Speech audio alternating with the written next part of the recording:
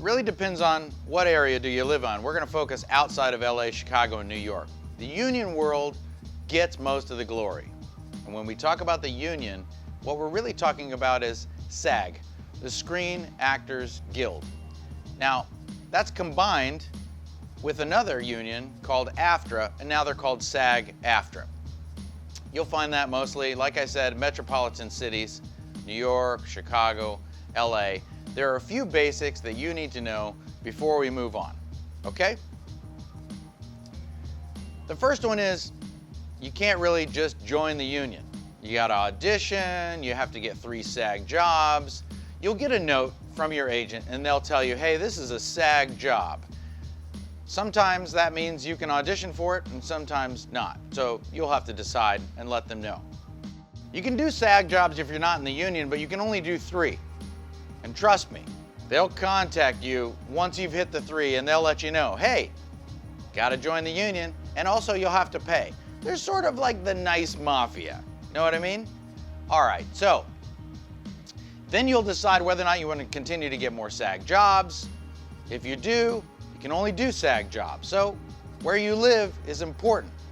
If you live in a city with a lot of SAG job opportunities, go ahead, join. You're gonna get tons of audition opportunities. If you live outside of those metropolitan areas though, you might wanna stay non-union for as long as possible.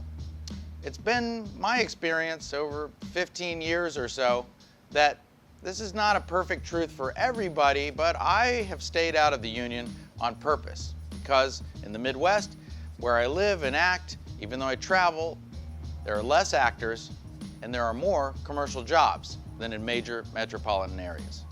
Now, the major difference between union and non-union areas is this.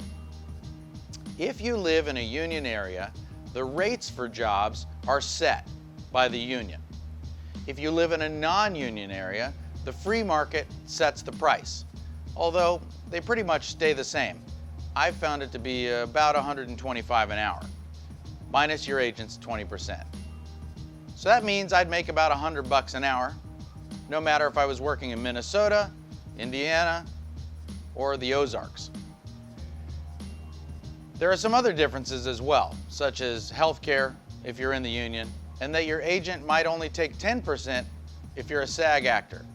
But we're not going to get into the weeds about that for now. Just remember when you're reading books about actors or you're hearing stories about celebrities that often they're talking about starting out, working their way up the union ladder, probably in a large city. So if you want to go that route, you got to move. That's just the long and short of it. This series, though, is called Acting Outside LA, and that means moving around inside the non-union market.